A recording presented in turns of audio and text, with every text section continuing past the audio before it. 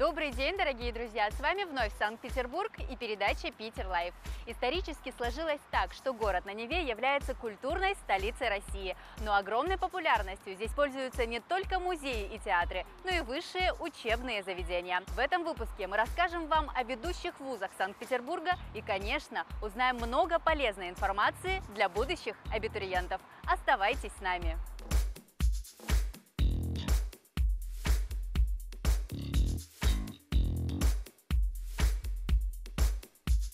Ежегодно вузы северной столицы привлекают все больше и больше молодых людей со всех уголков нашей необъятной родины из других стран мира. И так было всегда. Здесь получили образование и президент нашей страны Владимир Путин, и летчик-космонавт Георгий Гречко, выдающийся российский математик Григорий Перельман, писательница Татьяна Толстая и многие-многие другие видные персоны.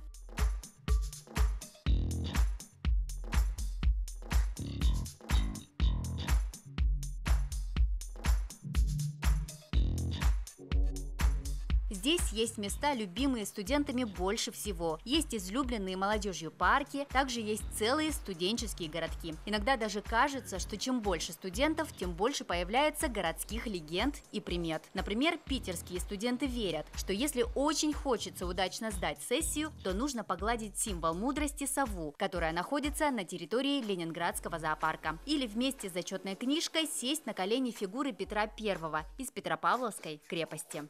Так как я сама являюсь выпускницей Герценовского университета, то в нашей студенческой среде ходила байка о Казанском соборе. Так вот, суть такова. Если студент РГПУ имени Герцена на протяжении всей своей учебы более 3 раз приступит порог Казанского собора, то не видать ему диплома.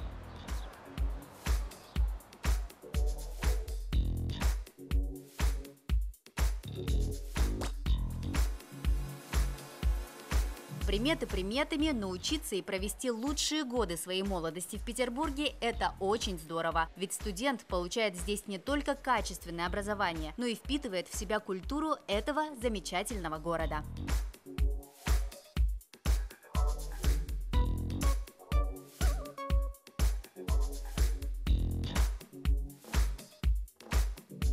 Есть несколько причин поступить именно в Питер. Во-первых, с практической точки зрения здесь удобный общественный транспорт. В среднем студенту придется потратить на дорогу до учебы около 45 минут, а студенческий проездной, который действует на все виды общественного транспорта, в месяц обойдется в 1000 рублей. Во-вторых, жилье, которое студенту-бюджетнику предоставляется университетом и стоит практически копейки – от 500 до 1000 рублей в месяц. И, конечно, те, кто проживает в Санкт-Петербурге, имеют прекрасную возможность часто ездить в Европу. Питер и Финляндию разделяют всего лишь несколько часов езды на маршрутке и около 20 евро.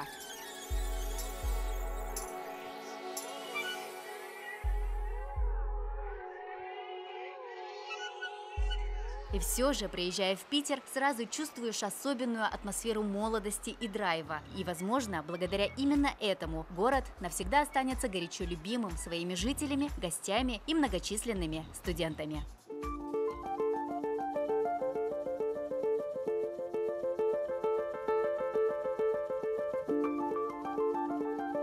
Сейчас в городе на Неве насчитывается более 100 высших учебных заведений. Среди них самым известным и популярным является Санкт-Петербургский государственный университет, который давно стал примером передовика на просторах российской науки и образования. Но если честно, все университеты Питера пользуются большим спросом. Ежегодно сюда поступают тысячи абитуриентов. В вузах северной столицы существует множество направлений и профилей, но шагая в ногу со временем, в век компьютеров и машин, мы хотим рассказать вам о деятельности Санкт-Петербургского научно-исследовательского университета информационных технологий, механики и оптики, или сокращенно ИТМО. Этот вуз был основан в далеком 1900 году. Специальностей огромное число, они все представлены в нашем вузе, там одних факультетов 5 штук компьютерных, где, естественно, эти вопросами занимаются. Те, кто хотят этим заниматься, ближайшие, по-видимому, я не знаю, 15-20 лет, это абсолютно привилегированная публика, потому что если брать и Россию, и весь мир, Соединенные Штаты, Европу и так далее, то создалась такая ситуация, что эти специалисты, которые создают такие системы компьютерные, они в дефиците. Основные научные и исследовательские направления работы университета ИТМО – это прежде всего компьютерные и информационные технологии, системы управления, фотонные и оптические системы, новые материалы, наносистемы и нанотехнологии, сенсорика, также социальные технологии. И, конечно, чтобы учиться здесь и гордо носить имя студента ИТМО, нужно хорошенько потрудиться. Проводится масса олимпиад, существует масса интернет-школ, когда вы можете, находясь в Якутске, так сказать, заниматься, участвовать в олимпиаде и так далее. И прежде всего, значит, интересны те ребята, которые что-то там выиграли в олимпиаде.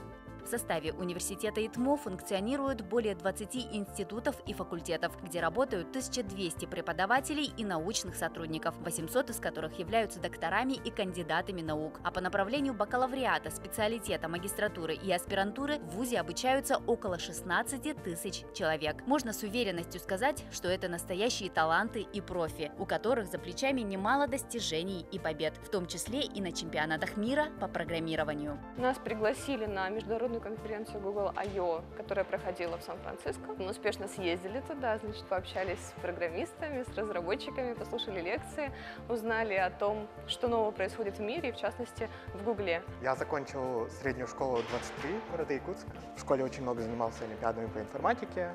Я поступил сюда, используя диплом Всероссийской олимпиады школьников по информатике. Я продолжил здесь соревнования с первого курса, и на 5-м курсе я сумел в составе команды ИТМО выиграть чемпионат мира.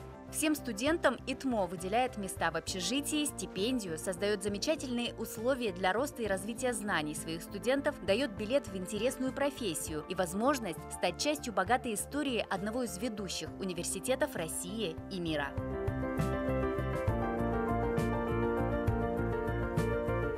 Являясь культурной столицей, этот город объединил в себе массу авторитетных гуманитарных вузов. Благодаря активно развитому морскому делу в Петербурге зародилось много морских академий, которые выпускают специалистов самого высокого класса. Подготовкой профессионалов в области экономики и управления активно занимаются многочисленные экономические вузы. Лучших педагогов выпускает знаменитый университет имени Герцена. В области культуры на первых местах стоят университеты кино и телевидения, промышленных технологий и дизайна и Институт культуры и искусств.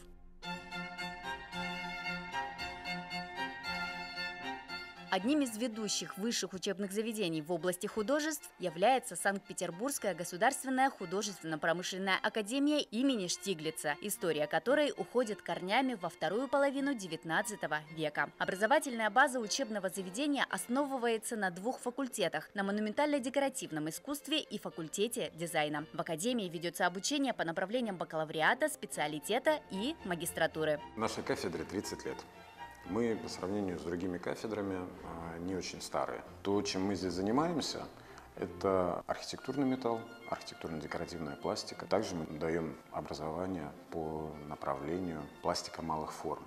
Здесь ребята учатся на разных специальностях – на живописи, графике, монументально-декоративном искусстве. Студенты познают дизайн, реставрацию и декоративно-прикладное искусство и народные промыслы.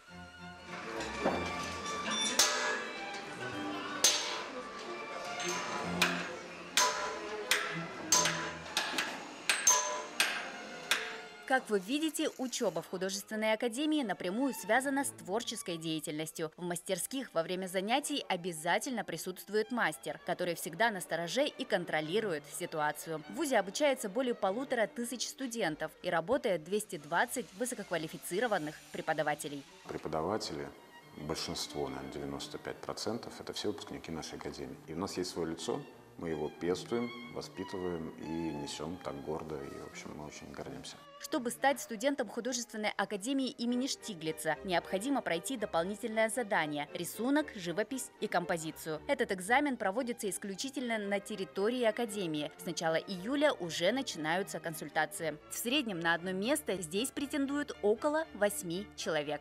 Экзамены у нас для всех одни, и в силу того, что есть специфика вуза, у нас есть творческие и профессиональные испытания, и плюс есть испытания по ЕГЭ, с которыми они уже приходят. Это то, что они приносят с собой. Якутские студенты у нас учатся на различных кафедрах, но большее количество студентов на художественной обработке металла. для них оказывается эта кафедра наиболее интересной. Студенты получают место в общежитии, а те, кто обучается на бюджетной форме, получают стипендию. Также учебное заведение предоставляет возможность всем студентам получить повышенную стипендию за отличия в науке, творчестве, спорте, в учебной и общественной деятельности.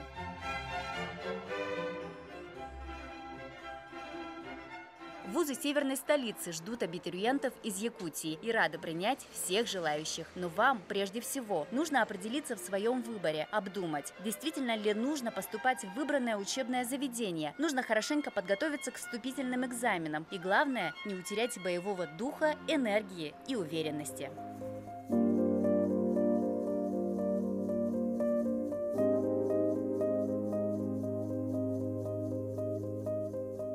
Нашу современную жизнь невозможно представить без гражданской авиации. Дело это нелегкое, но романтика голубого неба притягивает все больше и больше людей. Санкт-Петербургский государственный университет гражданской авиации за период своей деятельности подготовил более 30 тысяч человек. Сейчас университет готовит специалистов всех областей авиационного дела, от пилотов до специалистов управления персоналом. В настоящее время в этом вузе обучаются свыше 10 тысяч студентов и курсантов. На многих факультетах университета можно встретить представителей нашей республики.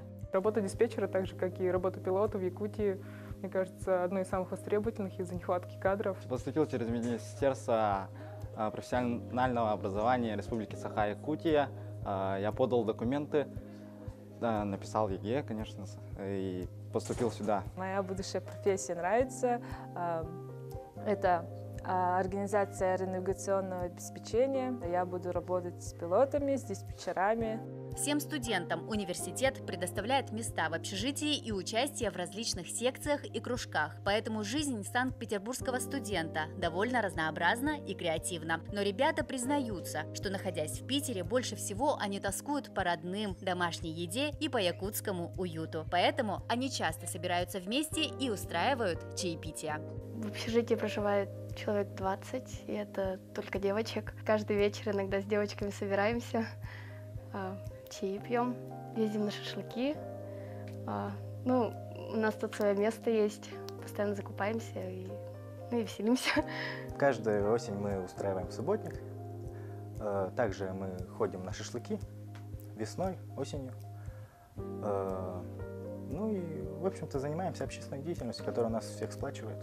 Но помимо посиделок с университетскими товарищами, студенты-якутяне могут весело и полезно провести время вместе с земляками, присоединившись к ассоциации молодежи «Сайды». Здесь точно никто не заскучает. Проводятся мероприятия, которые уже изначально были, и мы вот сейчас со своей командой пытаемся внедрить новые мероприятия, а также возобновить те, которые уже не проводились больше, по-моему, 2 лет. Например, каталог мероприятия, которые связаны не только с девушками, но и с Якутией, и, собственно, сохраняя традиции, сохраняя образ якутской красавицы. Я думаю, что такие мероприятия должны проводиться. Сайдышники устраивают различные мероприятия, встречи, знакомства, квесты по городу, организовывают конкурсы и помогают землякам социальными, психологическими и порой даже учебными вопросами. Поэтому, если свяжете свою жизнь с Питером, то вы знаете, куда стоит обратиться.